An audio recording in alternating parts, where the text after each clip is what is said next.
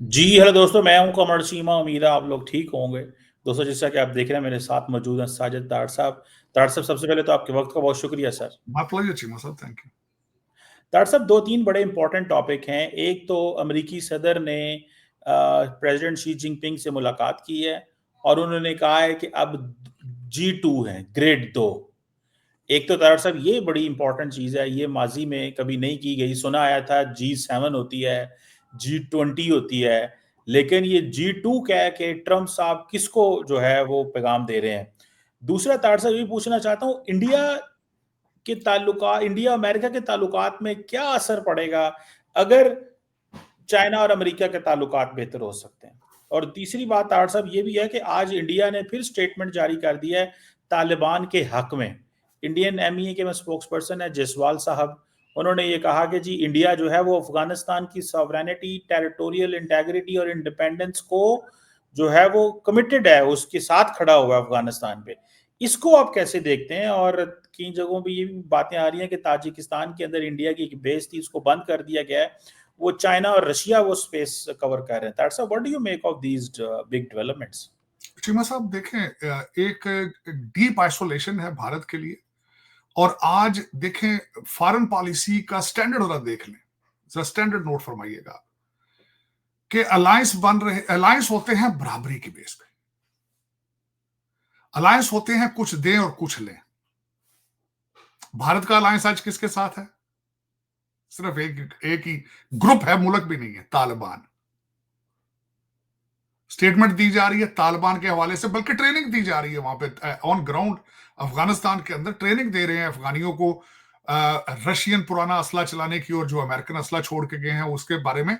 आज अफगानिस्तान से खबरें आई हैं, हमारी एयरफोर्स ट्रेनिंग ले रही है वहां एक जगह गांव के ऊपर। ऐलान किया गया है कि यहाँ पे धमाके होंगे, यहाँ पे गोला, तो आप जो लोकल आबादी है परेशान ना हो, और तरबियत दे रहे हैं हमारे भाईजान पड़ोसी। चले कोई नहीं, मैं कहता हूं चले औकात में तो आ गए, क्योंकि कहते हैं ना जिथे दी खोती उथे आ खलोती। अपनी बराबरी थे तो आ गए ना। विश्व गुरु से एक ग्रुप के साथ, एक दहशतगर्द ग्रुप के साथ अलायंस, आज जो है मुबारकबाद देना चाहूंगा, बड़ी तरक्की की है आपने। और उसमें चीमा साहब देखें कि कभी ये लोग पाकिस्तान का नाम लेते थे, कहते थे जी नहीं इसका नाम नहीं लेना, ये इनका ऑफिशियल, ये इनका एक प्रिंसिपल था कि पाकिस्तान का नाम नहीं लेना। इट डिग्रेड और it devalue us because we are विश्व गुरु। उसकी वजह, ये विश्व गुरु पता किसने बनाया था चीमा साहब? इनको इनको जो बाइडन ने विश्व गुरु बनाया था, जो स्टेज पे पेशाब कर देता था। इन्होंने भरपूर उसका फायदा उठाया चीमा साहब, भरपूर। क्योंकि सुत्ते पैसा उन्होंने पता है होश ही कोनी सी। और पीछे मशीनरी चलाने वाला ओबामा था, जिसकी सिर्फ प्रायोरिटी क्या थी? लीगलाइजिंग वीड, DEI और गेज एंड लेस्बियन। तो उसका फायदा किसने उठाया? इन्होंने उठाया है, बीबी नेतन्याहू ने उठाया है, चाइना और रशिया ने उठाया है। लेकिन अब वो G2 जो है, वो G2, मैं कहता हूं अगर चाइना और अमेरिका, बल्कि आज भी जो मीटिंग हुई है उसका इंपैक्ट इनको देखना चाहिए ना। देखें चीमा साहब, माजी के अंदर देखा जाए तो चीमा साहब, जो सियाने लोग होते थे आर्मी की नकलो हरकत के लिए, जमीन पर कान लगा के वो फौज का अंदाजा लगाते थे कि कितनी स्ट्रेंथ है, कान लगा के घोड़ों की आवाजों से। आज ये कुछ देख ही नहीं रहे कि दुनिया के अंदर क्या हो रहा है। चीमा साहब, इनके पास सिर्फ आधा रशिया की सपोर्ट थी, पूरी रशिया की वो भी गिर चुकी है। जो आपने फरमाया ताजिकिस्तान के अंदर जो आर्मी बेस किसके इशारे पे दी गई है, ली गई, छीनी गई इनसे। $100 मिलियन तबाह इनका किया गया है वहां पे। चाइना ने रशिया को कहा है कि यहां से इनको निकालो, they are too close to us. तो आज इसका मतलब ये दुनिया, इनको ये भी नहीं क्लियर हो रहा कि आज Russia is even then not with you. और दूसरी बात, आपका आज बड़ा अच्छा एक आर्टिकल आया है फाइनेंशियल टाइम्स के अंदर लक्ष्मी मित्तल के बारे में, कि जिन्होंने तेल लेना बंद कर दिया है। जब रशिया से तेल लेंगे तो पीछे रिलेशनशिप क्या रहेंगे? सिर्फ इनके पास दो कंट्रीज के, एक कंट्री और आधा एक टेररिस्ट ग्रुप इनके साथ है पूरी दुनिया में, पूरे विश्व के अंदर, पूरी इंटरनेशनल। इजराइल, क्योंकि उनके कस्टमर है, और उनके साथ इनका मुश्तरक बयानिया क्या है कि वो भी दुश्मनों, वो भी मुसलमानों के खिलाफ हैं और पाकिस्तान के खिलाफ हैं, पाकिस्तान के एटॉमिक एसेट्स के खिलाफ हैं। तो इनकी मुश्तरका, इनका इनका कॉमन इंटरेस्ट है वहां पे। दूसरा, तालिबान के साथ इनका क्या है? यही कॉमन इंटरेस्ट है कि वो पाकिस्तान के खिलाफ हैं। तीसरी कोई चीज नहीं है। तालिबान चीमा साहब, कोई भारतीय, ये जो बड़े बड़े स्कॉलर हैं, बड़े बड़े डिप्लोमेटिक, इनसे ये पूछें रेसिप्रोकल बेसिस पे तालिबान आपको क्या ऑफर कर सकते हैं? 10 वार क्या ऑफर कर सकते हैं? और ये मैं इनको बताऊंगा, ये जितना उनके आसपास जा रहे हैं, किसी ने उनकी अच्छी प्राइस लगा दी, शायद चाइना लगा दे, तो वो सीधे सीधे इनके पास आएंगे, इनके बॉर्डरों के ऊपर। ये इनको सोचना चाहिए। चलें, कोई नहीं। चीमा साहब देखें, हम नीचे से ऊपर तरक्की कर रहे हैं, ये ऊपर से नीचे आ रहे हैं। सफर एक ही, कोई ऐसी बात नहीं। वी आर राइजिंग, इसमें कोई शक नहीं है। प्रूफ देना चाहूंगा, ये चंद अगर जो बदतमीज लौंडे लपाड़ों को ये शक हो कि पाकिस्तान की तरक्की किस तरह हो रही है, prime minister in Saudi Arabia, interior minister is in Iran, field marshal in Egypt, और chief of joint army staff is in Bangladesh.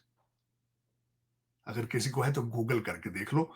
आप लोग वैसे मैंने देखा है कि आप इस सलाहियत इतनी रखते, क्योंकि उसकी वजह है नफरतों में आप इतने, आपके दरवाजे अकल के बंद कर दिए गए हैं, सोचने की सलाहियत आपकी खत्म हो चुकी। और इसमें से अगर जाती तौर पे पूछा जाए, चीमा साहब, मैं कई दफा कह चुका हूं, मुल्कों ने तरक्की तभी की होती है जब बॉर्डरों पे सुख और शांति चल रही है। आज सुख और शांति, नेपाल भी गालियां, जो कि एक हिंदू नेशन है, बांग्लादेश से जवाब, बर्मा से पंगा, पाकिस्तान से पंगा, चाइना से दुश्मनी। तो दर हकीकत अगर देखा जाए तो अफसोस है, जिसपे जितना अफसोस किया जाए कम है। चीमा साहब, अब आते हैं इस मीटिंग के ऊपर, जो कि डोनाल्ड ट्रंप साहब की एक, मैं समझता हूं 8 महीनों के अंदर एक बहुत बड़ी कामयाबी है, जिसके पीछे, और मैं इस चीज को मानता हूं, 8 महीनों में 8 जंगें रोकी, बल्कि अब नवी कई चीजें और भी हैं। ये तालिबान को भी वो कहते हैं मैं डील खुद कर लूंगा। अगर तालिबान को उन्होंने डील कर लिया तो ये मेरे विश्व गुरु भाईजान फिर कहां जाएंगे? अगर तालिबान को भी डोनाल्ड ट्रंप ने रोक लिया, और मैं दूसरी एक अर्ज करना चाहूंगा, इजराइल के ये रिश्तेदार बनते हैं, डोनाल्ड ट्रंप साहब की स्टेटमेंट है कि in the future Israel will do what I want Israel to do. तो फिर क्या करेंगे भाईजान आप? फिर नागालैंड और असम और उसको कहां लेकर जाएंगे आप? वो जो चिकन नेक का क्या करेंगे आप? तमाशा, जहां आप जाना भी पसंद नहीं करते, मणिपुर आज जल रहा है, आप वहां जाना भी पसंद नहीं करते, उसका क्या करेंगे आप? चलें, ठीक है चीमा साहब, कहते हैं पसंद अपनी अपनी, नसीब अपना अपना। अब चलते हैं इस जो मीटिंग है, 6 साल के बाद हुई मीटिंग, और उसके बाद चीमा साहब 5 दिन का अपना दौरा एशिया का मुकम्मल करके वापस आए हैं। और डोनाल्ड ट्रंप साहब ने 2-4 चीजें जो यहाँ पे अभी उनका ट्रेड एग्रीमेंट साइन नहीं हुआ, वर्बल उसके पास एग्रीमेंट था। 2 चीजें ऐड करना चाहूंगा जो इस वक्त अमेरिका के अंदर लोग स्पेकुलेट कर रहे हैं, जो चीजें डिस्कस की गई होंगी।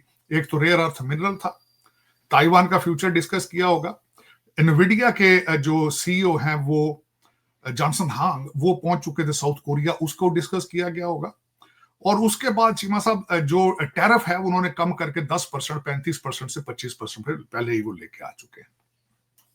फाइनल अभी चीजें डिस्कस होंगी मजीद, लेकिन जो लोग जो एंटी डोनाल्ड ट्रंप हैं, वो ये कहते हैं कि जो प्रेसिडेंट शी की लैंग्वेज थी, उन्होंने ये फ्री होने की कोशिश करते रहे स्टेज पे उनके साथ, ही वाज मोर एग्रेसिव, और प्रेसिडेंट शी कोल्ड शोल्डर देते रहे हैं, उनकी body language was not as aggressive like Donald Trump. Donald Trump साहब ने आज ट्रूथ सोशल पे दूसरा न्यूक्लियर अपने टेस्ट जो है बढ़ाने की उन्होंने इंस्ट्रक्शंस दे दी है टेस्टिंग के लिए, क्योंकि अभी तक दुनिया में सबसे ज्यादा nuclear weapon is in the US, with the US. दूसरे नंबर पर रशिया है, तीसरे नंबर पर चाइना है। और यहाँ पे आज एक आर्टिकल आया है कि अगर चाइना और रशिया इसी तरीके से अपने ग्रो करते रहे तो 5 साल के बाद China will be at number 1 in nuclear arsenals. और दूसरा मैं समझता हूँ डोनाल्ड ट्रंप साहब ने ब्रैग किया काफी, 350 बिलियन की इन्वेस्टमेंट वो साउथ कोरिया से लेके आ रहे हैं, 550 बिलियन की जापान से लेके आ रहे हैं, और अपना जो उनका ट्रेड डेफिसिट है वो 4 ट्रिलियन शॉर्ट हो जाएगा सिर्फ डोनाल्ड ट्रंप साहब की ट्रेड पॉलिसीज के लिहाज से। और डोनाल्ड ट्रंप साहब ने जो जहाज के अंदर वापसी पे कहा था कि if you build factories in the US, your tariff and taxes will be zero. तो मेरे ख्याल में it's a goody all win-win situation for America, but so sad कि 2 दिनों के दौरान, 5 दिन का दौरा था, 2 दिनों में 4 दफा पाकिस्तान को उन्होंने प्रेज किया। एक स्पीच में उन्होंने कहा कि brand new and beautiful Rafale जो तैयारे गिरे थे। दूसरे में उन्होंने हमारे फील्ड मार्शल को कहा है कि he is a great warrior. तो मैं समझता हूं पाकिस्तान की डिप्लोमेसी, आपकी military diplomacy is touching the roof. और दूसरा चीमा साहब, इस तरह ट्रेड डेफिसिट होता है। अमेरिका का एक बहुत बड़ा oil tanker has already landed in Karachi, अभी तो ऑयल टैंकर लेके आ चुका है। So this is how you balance the relationship, this is how you work with पूरे इंटरनेशनल लोगों के साथ। तो उसमें अब आने वाले दिन बताएंगे, डिटरमिन करेंगे चीमा साहब क्या होगा। बिहार के इलेक्शन सर पे हैं और आर्मी को यूज किया जा रहा है फॉर पॉलिटिकल रीजन, लेकिन मेरे जो मोदी भाईजान हैं उनकी पॉपुलैरिटी इज इन डिक्लाइन। लोग दबे दबे डरे डरे लफ्जों से बात करने की कोशिश कर रहे हैं, लेकिन आपको पता है कि वहां पे BJP is the one of the richest political party on the planet, not only in India, on the planet. Doctor साहब, लोग पसंद तो बड़ा करते हैं मोदी साहब को। वो मोदी साहब ने कहते हैं कि इंडिया का स्टेचर बहुत बड़ा कर दिया है, 250 मिलियन लोगों को पॉवर्टी से निकाला है। तो मोदी साहब की पॉपुलैरिटी तो है, तो अभी तो 2 साल हुए हैं उन्होंने इतना बड़ा इलेक्शन जीता है। आपको क्या लगता है 2 सालों में अनपॉपुलर हो गए, अमेरिका पीछे हट गया तो मोदी अनपॉपुलर हो गए? तार साहब ऐसे तो नहीं हो सकता। मोदी एंटी यूएस सेंटिमेंट्स भी तो इस्तेमाल कर सकते हैं दोबारा पॉपुलर होने के लिए, इसको कैसे कर रहे हैं? देखे जुलूस निकाले जा रहे हैं मैकडॉनल्ड के खिलाफ, बाइकाट। तो जुलूस कई दफा खबरें मैंने कई दफा देखा है, वो जो उनके स्टेरॉइड्स के ऊपर जो उनके एंकर हैं, उन्होंने कई दफा कहा कि डोनाल्ड ट्रंप कदमों में गिर के माफिया मांग रहा है मोदी साहब से, कई दफा कहा। ये तो वो इस्तेमाल करने की कोशिश कर रहे हैं। लेकिन चीमा साहब, अगर आप भारत में हो, do you have a choice not to be with BJP? Do you have any choice? अगर आप मुसलमान हैं तो आपके पास कोई चॉइस है कि आप इनके साथ वर्क ना करें? आपके लिए क्या अल्फाज इस्तेमाल किए जाएंगे, कितनी एफआईआर कहां से किस तरह पकड़ा जाएगा आपको? Do you have any choice living in India not to be with BJP? Rahul Gandhi को मैंने अर्ज किया था, कहा जाता है कि go to Pakistan.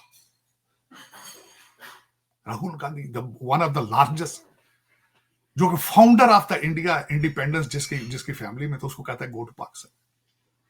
One of the most scholarly person Shashi Tharoor को कहा जाता है गो टू पाकिस्तान। 25 करोड़ जो 30 करोड़ मुसलमान हैं, वो तो बेचारे हॉस्टेज हैं, उनको तो रोजाना कहा जाता है ना, get the hell out of here, go to Pakistan. अगर आप हिंदू हैं और आप बीजेपी के साथ नहीं, तो आप हिंदू भी नहीं है और ना आप इंडियन है, तो फिर आप किस तरह कहते हैं जी आप चीमा साहब you are free for your opinion? कोई चॉइस है आपके पास? अदालतों पे कब्जे, जजों पे कब्जे, सिस्टम पे कब्जा। तो चीमा साहब, this is not easy, it's not easy. उस वहां पे, और दूसरा एटीएम, दुनिया की सबसे बड़ी एटीएम मशीनें ओन्ड बाय द बीजेपी। दुनिया की सबसे बड़ी रिफाइनरी जो इस वक्त है ओन्ड बाय द बीजेपी। और यहां पे चीख चीख के ये कह रहे हैं, आर्टिकल लिख रहे हैं वॉशिंगटन पोस्ट वगैरह, कि जो रशिया से पैसा लिया गया, सिर्फ 2 फैमिलियां उससे, रिलायंस, सिर्फ 2 फैमिलियों ने पैसा बनाया। जो रोड मैप, जो सारी रिपोर्टें ये वॉशिंगटन पोस्ट और अमेरिकन लिख रहे हैं, ये चीमा साहब अंधे हैं, आंखों से अंधे हैं। और if you are the one of the richest political party on the planet, EVM तो छोटी सी चीज है चीमा साहब। ईवीएम क्या चीज है? सिस्टम ही पूरा उनका है। लेकिन दुख के साथ मैं कहूंगा चीमा साहब, दुख के साथ कहूंगा, मैं तो खैर मुसलसल आपको बड़े अरसे से कह रहा हूं कि democracy is in decline, authoritarianism is in the rise, regardless. यहां पे पिछले 12 साल आप देख लें चीमा साहब, अमेरिका के अंदर किस तरीके से डिपार्टमेंट ऑफ जस्टिस और एफबीआई को जिस तरीके से वेपनाइज करके इस्तेमाल किया गया अगेंस्ट द रिपब्लिकन्स। बल्कि मैं हार्डकोर रिपब्लिकन हूं। हमारे बारे में जो बाइडेन ने कहा था कि they are home train terrorist. तो चीमा साहब, this is not, forget about it. ये विश्व गुरु के लफ्ज, द बिगेस्ट डेमोक्रेसी, लार्जेस्ट, इन लफ्जों से प्लीज इसको बाज आए, इज्तनाब करें इनको यूज करने से।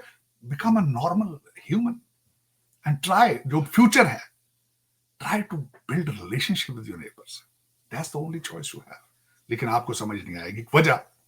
कल मैं चीमा साहब देख रहा था, मैं मुसलसल नॉन स्टॉप अपने पुराने इस जले हुए घर की मैं राख में से कुछ ढूंढने की कोशिश करता रहा हूं।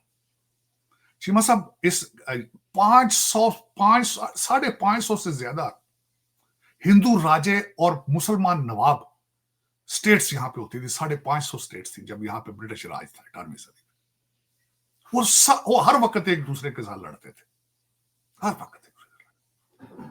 मैंने आपको कई दफा कहा है कि कई हिंदू राजे पठानों को बुला बुला के लाते थे, आओ मेरे पड़ोसी हिंदू राजे को मारो आगे। आज क्या हो रहा है भाई? वही हो रहा है। तरक्की किस तरह करें? अगर मैं बड़ी रिसर्च के साथ कह रहा हूं मतलब मैंने बल्कि इसके ऊपर आर्टिकल पढ़ा, 1% सिर्फ इंडियन जिनके पास पैसा है, बल्कि मैं उन 1% में तो 4 गुजरातियों पे सारी स्टोरी खत्म कर देता हूं। दूसरी दुनिया की हालत जो, वो तो गवर्नमेंट से आटा लेके खा रहे हैं। हालतें देखें, स्लम देखें, चीजें। हाँ, 2 नैरेटिव बड़े बिल्ड किए गए कि पाकिस्तान का कटोरा है मांगते फिर रहे, ये बड़ा नैरेटिव बड़े अच्छे तरीके से प्रमोट किया। जिस तरह आपका मैं आज देख रहा था, पाकिस्तान ने बड़ी खूबसूरती से तालिबान का नैरेटिव बिल्ड किया था। आपने अपने प्रोग्राम में बड़ी खूबसूरती से कहा कि वी प्रमोटेड तालिबान, कि दे आर इनविंसिबल, इनको आज तक कोई कांकर ही नहीं कर सका। लेकिन देखें, जब तोरा पोरा में सालों ये घुसे रहे हैं अपनी केव्स में, और कहते हैं जी this is the graveyard of the super powers. अपने आपके जो मरते वहां वो कहां जाते रहे? वो ग्रेवयार्ड नहीं जाते रहे? कोई सड़क, कोई पुल आपका सीधा नहीं है वहां पे। हालत देखी आपने अपनी। बकौल ताड़ साहब आपके खोतियां ते मोटरसाइकिलां ते फिरदे ने ते ओ ना के अंपायरां डेगदियां गल ए मुल्ला उमर साहब भाईजान, चीमा साहब, मुल्ला उमर साहब यामा 100 ते बुक्कड़ मार के नस गए सन, बाद लब्बे नहीं, डेड बॉडी लब्बी किथों ना दी। यस। और चीमा साहब, मेरी ये क्वेश्चन मैं आई विश के किसी दिन मेरे सामने 2 बंदे बैठे हैं, मुल्ला याकूब साहब बैठे, मुल्ला उमर के लड़के, और मेरे साथ मुत्तकी साहब सामने बैठे, और हकानी साहब भी बैठे, क्योंकि हकानी साहब is working against Pakistan as well. यार, तुमने 40 साल इस कंट्री के अंदर नमक खाते रहे, दूध हमारा पीते रहो 40 साल। अगर हम तुम्हें मुसलमान नहीं लगते थे तो उस वक्त ही इंडिया चले जाते, तुम उस वक्त ही किसी और मुल्क में यहां से दफा हो जाते। आप क्यों बोझ बने रहे हो पाकिस्तान पे? यहां पे हमारे मदरसों में पढ़ते रहे हो, हमारे अंदर यहां से तुम मिलियनर बने हो। वो सुना मुत्तकी का भाई मिलियनर है कराची में, चीमा साहब। मुल्ला उमर साहब का लड़का जो मुल्ला याकूब है, वो कराची में पढ़ता रहा, बनूरी मदरसे में पढ़ता रहा। हकानियों ने नाम कहां से हकानी लिया है? वो आप मदरसा हकानी से नाम लिया, वो हकानी थोड़ी है चीमा साहब। तो दर हकीकत ये, और आज मैं नई बात जरा सुना है, आज हमारा डेलीगेशन टर्की एयरपोर्ट से इस्तांबुल से पाकिस्तान रवाना होने वाला था, लेकिन वो वहां से फिर यूटर्न मार के वापस चला गया। टर्किश ने कहा है वापस आ जाओ। बड़ी सख्त गलती की गई, सख्त गलती की गई। दे आर, एक तो ये एक ग्रुप 50 है, किस से आप एग्रीमेंट करेंगे? They are not united. जिस तरह आपने मिसाल में बताई थी पिछले आपके सेगमेंट में, चीमा साहब, ड्यूरिंग सारी इस डिस्कशन के, वो अंदर जो मौलवी थे सारे मुल्ला एग्री कर जाते थे, वापस जाके कॉल करते थे तो वो कहते, सर मैंने आपको कहा था कौन बनेगा बिलियनर, इंडिया से कॉल आ जाती थी कि नहीं तुम्हारी प्राइस, वो कहते थे तुम्हारा स्मॉल का जवाब ठीक है, आपको 2 करोड़ रुपए मजीद मिलेगा। प्राइस बढ़ा देते थे। बोलियां चल रही थी दिल्ली से, वो पठान भाईजान उससे भी बोलियां डॉलरों में ले रहे थे। आज फिर लेंगे चीमा साहब। ये they are not trustworthy people. इनको डायलॉग में, बल्कि मैं ये समझता हूं ये एक इनकी टैक्टिक्स है टू डिले द प्रोसेस। ये 5 शहर जिनके ऊपर पहले हमारी पाकिस्तान आर्मी ने अटैक किया, इनको बिल्कुल उन 5 शहरों के ऊपर अटैक करना चाहिए। ऊपर इजराइल की तरह लीफलेट फेंकने चाहिए कि कंपाउंड जहां जहां तालिबान के और इनके जो कंपाउंड है टीटीपी के, इनसे दूर हट जाए, हमला करने लगे, ताकि कोलैटरल डैमेज में सिविलियन डेथ ना हो। प्रिकॉशन लिया जाए और प्रिसाइज इनके ऊपर स्ट्राइक करनी चाहिए और दहशतगर्दों को मारना चाहिए। चीमा साहब, ये इस तरह नहीं है काम चलेगा, इस तरह नहीं चलेगा। और मैं, एक तो ये होना चाहिए, और दूसरा चीमा साहब, इस वक्त खैर मैंने आपको कहा था कि पाकिस्तान इज स्ट्रॉन्ग आर्मामेंट, और दूसरा जज्बे स्ट्रॉन्ग है इस वक्त, इसमें कोई शक नहीं है। इस वक्त जो मैं समझता हूं, जिसने भी पंगा पाकिस्तान के लिया, पाकिस्तान विल रिटेलिएट बैडली। मैं बता रहा हूं, उसकी वजह यह है कि the gentleman on the steering, he knows how to push the pedal to the metal. वो पूरे थ्रॉटल के साथ जाएगा आज। बल्कि सबसे बड़ी, अब तो चीमा साहब खैर इनके हालात, बल्कि एक और बात है, तालिबान को जो मुझे अफसोस होता है, तालिबान को दो सपोर्ट्स हैं, एक भारत सपोर्ट कर रहा है, बोलियां लगा रहा है, दूसरा उनको पता है कि हमें पाकिस्तान के अंदर से भी सपोर्ट हासिल। तार साहब वो ये मैं आपसे बात करना चाह रहा था, चीफ मिनिस्टर केपी ये कह रहे हैं कि जी कोलैटरल डैमेज होगा जी, वो आप ऑपरेशन करेंगे तो हमारे लोग शहीद होंगे। बिल्कुल सही है, मैं इस बात को मानता हूँ, केयरफुली होना चाहिए। लेकिन तार साहब, जब टीटीपी के लोग खैबर पख्तूनख्वा के अंदर घर लेके वहां पे अंदर बारूदी मवाद बना रहे होते हैं, मवाद फट जाता है, महल्ले में 50 बंदा उन्हें मार जाता है, मवाद फट, जो कई दफा इस तरह के वाकयात हुए हैं। तो ये आपको नहीं लगता कि जो पीटीआई का और इमरान खान का अपोलोजेटिक नैरेटिव है, इससे टीटीपी को और अफगान तालिबान को मजीद सपोर्ट मिलती है? तार साहब, ये इमरान खान की इस पॉलिसी को कितना नुकसान पहुंच रहा है पाकिस्तान पे, और ये जो रोज बंदे हमारे शहीद हो रहे हैं, ये क्यों ना हम इनके ऊपर, और हमारे लोग कह देते हैं जी हम पंजाबी हैं, जी हम पठानों के मसलों को डिस्कस कर रहे हैं। तार साहब, टेररिज्म तो नेशनल इशू है।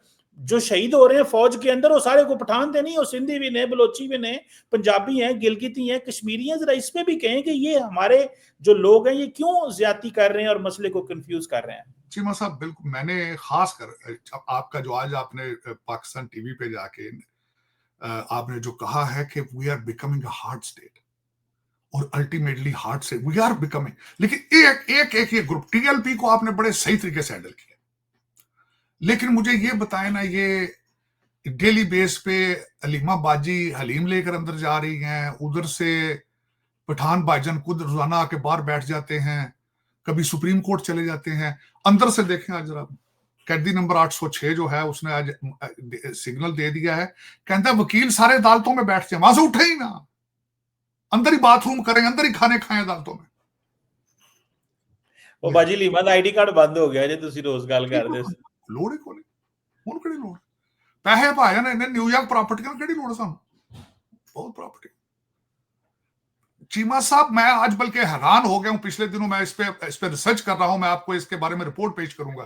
कहते हैं शौकत खानम हॉस्पिटल सिर्फ और सिर्फ ये मुर्शद पाक के जो ज्यूइश इजराइल के जो उनके रिश्तेदार हैं उनके लिए बनाया गया था, क्योंकि इजराइल कैंसर के बारे में वो रिसर्च कर रहे थे और ह्यूमन टेस्टिंग होनी थी। I am doing a research कि हाउ अ प्ले नॉट, और देखिए, और शौकत खानम मां के नाम पे हॉस्पिटल बनाया, उसके जनाजे में नहीं गया ये तो सर्टिफाइड है। वो 3 साल सुना बीमार रही, एक दिन उसको विजिट करने के लिए नहीं गया। जिस मां के नाम पर इसने पूरी दुनिया से पैसा लेके हॉस्पिटल बनाया, उसके जनाजे में शामिल नहीं हुआ। अब बताएं आप, ये कितना बड़ा धोखा है कौम के साथ।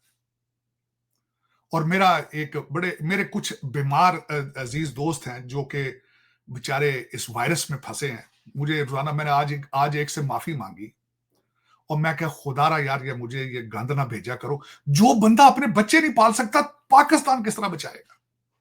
जिसने आज तक अपनी औलाद को $1 अपनी हक हलाल की कमाई से भेजा ना हो, उसके पास मेरे मादरे मिल्लत का कोई सोल्यूशन है? उसके पास कोई है सोल्यूशन उसके पास? चले, लेकिन चीमा साहब देखें, पाकिस्तान के अंदर 2 चीजें मैं कहता हूं, जो अगर शुफ भाईजान के बारे में मैंने सुना था, इकरारुल हसन ने कहा था उनको नमाज तर्जमे के साथ नहीं आती, उन्होंने पढ़ने की कोशिश की थी, उनसे कोई चीजें इस्लामिक कलमे इस तरह की सुनने की कोशिश की उन्होंने।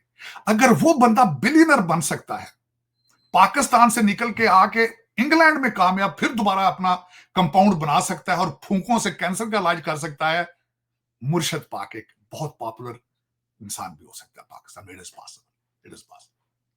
आफरीन है आप पे, आफरीन है। और सबसे बड़ी बात, कल परसों मुझे इत्तेफाक हुआ है चीमा साहब, मौलाना रिजवी साहब की स्टोरी पढ़ने के बारे में मुझे इत्तेफाक हुआ है। कल शाम मैं बड़ा कंफ्यूज था, मैं सोच रहा था यार कि मैं आर्टिफिशियल इंटेलिजेंस पढ़ूं अपना फ्यूचर ठीक करने के लिए, या फिर मौलाना रिजवी का शॉर्टकट देखें। वो पिंडी खेम में पैदा हुए, जेलम गए हिफज करने के लिए कुरान जी, गुजरात गए, फिर वहां कुरान भी हिफज किया। 7 ग्रेड का एक मुलाजिम, 7 ग्रेड का वकफ का। आज पता क्या उनकी स्ट्रेंथ कितनी? चीमा साहब, 350 मस्जिदें, 250 मदरसे, और जो बच्चा साद रिजवी है, he was a rickshaw driver, certified.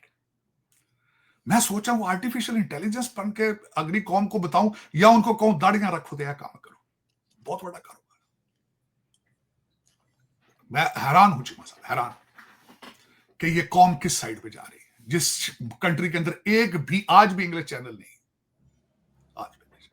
और जो पढ़े लिखे वो भी मरीज हैं, वो भी कहते हैं कि जिन आने को मुर्शद आवे तो ठीक कर जाए, साढ़े को पाकिस्तान ठीक नहीं होता। वो कहते जी देखें, हम तो जिन चाहते हैं वही IMF से भी डील करे, वही एक जिन आए तो वही वर्ल्ड बैंक से डील करे, वही सारा कुछ करे, सानू ना छेड़ो, कहते सानू ना छेड़ो। है हालत इसको। चीमा साहब तुसे मैं तो ਤੁਹਾਨੂੰ ਵੀ ਮਸ਼ਵਰਾ ਦਿਆਂ ਕੋਈ ਦੋ ਚਾਰ ਚੇਨੇ ਢੂੰਡੋ, ਕਿਧਰ ਗਿੱਦੜ ਸਿੰਘ ਜਾਂ ਢੂੰਡੋ ਪਾਸ ਦਰ ਬੈਠੇ ਹੋ, ਤੁਸੀਂ ਕਿਹੜੇ ਚੱਕਰ ਚ ਆ ਗਏ ਹੋ।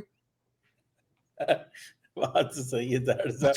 ਅਤੇ ਬਾਹਰ ਸਾਈਨ ਇੱਕ ਛੋਟਾ ਜਿਹਾ ਕੰਮ ਕਰੋ, ਇੱਥੇ ਇਸਲਾਮਾਬਾਦ ਸਾਈਨ ਲਾਓ, ਮੁੰਡਿਆਂ ਵਾਲਾ ਬਾਬਾ ਅੰਦਰ ਬੈਠਾ, ਚਿੱਟਾ ਸੂਟ ਪਾਇਆ ਕਰੋ, ਬਹੁਤ ਮੁੰਡੇ ਦਿਓ ਉਹਨਾਂ ਨੂੰ ਸਾਰਿਆਂ ਨੂੰ, ਨਾਲ ਇੱਕ ਪੋਲੀਟੀਕਲ ਪਾर्टी बनाओ। तार साहब बात तो सही है, ये भी चलता, इतनी तार साहब इलिटरेसी है, इतना कुछ है, बच्चे स्कूलों से बाहर हैं, तो फिर यही बिकेगा, मतलब ये तो बड़ी खूबसूरती ना, बड़ी खूबसूरती, नया पाकिस्तान, प्ले बॉय। मुझसे ज्यादा मगरब को कोई नहीं समझता, मुझसे ज्यादा वेस्ट को कोई नहीं समझ सकता। नाल नया पाकिस्तान तो सीधी रियासत मदीना ओ पे जाते यार, डंगे ओ पे जाते। फैज हमीद जरा, खैर मैं बड़ी दुआ देता हूं उनके लिए, रिजवी साहब भी तोहफा उन्होंने दिया था पाकिस्तान को, और मुर्शद भी वही देंगे। अगर मैं समझता हूं मैडम पीरनी के पास 2 जिन हैं, तो फैज हमीद के पास को 10 जिन एटलीस्ट होंगे। चीमा साहब, लेकिन पैथेटिक सिचुएशन। अगर अभी तो शुक्र अदा करें चीमा साहब, 10 मई को आप बच गए हैं। आपके पड़ोसी आपको गाजा बनाना चाहते थे, न्यू नॉर्म बनाना चाहते थे आपके ऊपर। वो पता न्यू नॉर्म क्या था? जब इलेक्शन हो तो 50-100 बम मारो इनके ऊपर, बस ये new norm, this was in their mind. अभी तो शुक्र करें आप बच गए 10 मई को चीमा साहब। ये को आपके कुछ चंद नेक आदमी, बहुत कम ही रह गए होंगे पाकिस्तान में, जिनकी वजह से पाकिस्तान बच गया। और अभी भी जिस तरह मैंने आपको बताया था कि आपकी डिप्लोमेसी, आपकी मिलिट्री डिप्लोमेसी, दूसरी चीजें चल रही हैं, डिफेंस आपकी एक डिफेंस प्रोडक्ट बन रहा है। 3 कंट्रीज आपके साथ डिफेंस एग्रीमेंट कर रहे हैं और कई देख रहे हैं, because you are atomic power at the same time. लेकिन चीमा साहब सोचें किस तरीके से मुर्शद छोड़ के गया था। सऊदी अरब की घड़ियां बेची, उनको गालियां, उनके अल्फाज जिस तरह इस्तेमाल करता गया, वो जहाजों से निकालते रहे। जिस तरीके से इसने ईरान और मलेशिया, टर्की और मलेशिया के साथ रिलेशनशिप खराब किए, अमेरिका की कॉल तक ना आई। इंग्लैंड इसलिए नहीं जाता था कि पीरनी कहती थी वहां जाओगे तो वहां तुम जाके मिलोगे अपनी पिछली बीवी से। देखो जरा, अब कहां थे आप और आज आप कहां हैं? जरा सोचें उस सफर के बारे में। Amazing story. It will be written in the history, it will be written in the history, what he has done to Pakistan. देखने वाले पता नहीं आज भी, मैंने बताया ना, अब तो खैर आप कहते हैं कि लोग पढ़े लिखे नहीं, मैं तो पढ़े लिखे मरीज देखने हैं रोज, पढ़े लिखे ने पढ़ रहे सारे। मैं कई डॉक्टरों को देखता हूँ, वो बात करते हैं इसकी तो रोना शुरू हो जाते, कहते ये तो अंदर कहते कुरान की हिफाजत करता है, ये एक एक लफ्ज जानता है, अंदर जिन्नात आके उसको बताते हैं। रोना पैदा, रोना।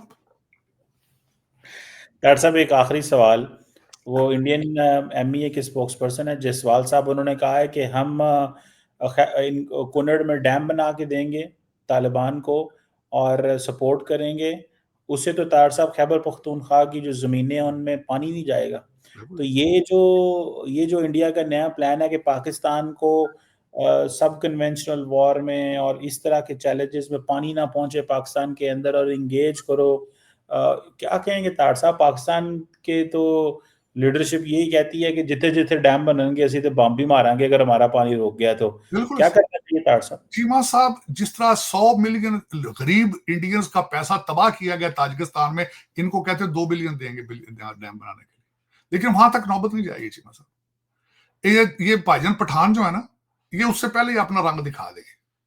ये तो मैंने कहा है कि बोलियां लग रही हैं आजकल, बोली को बड़ी लगा देगा तो ये जो ट्रेनिंग कर रहे हैं वो हेलीकॉप्टर लेकर सीधे इधर इनकी तरफ चले जाएंगे। वो तो बोलियां करना, तो मंडी लगी।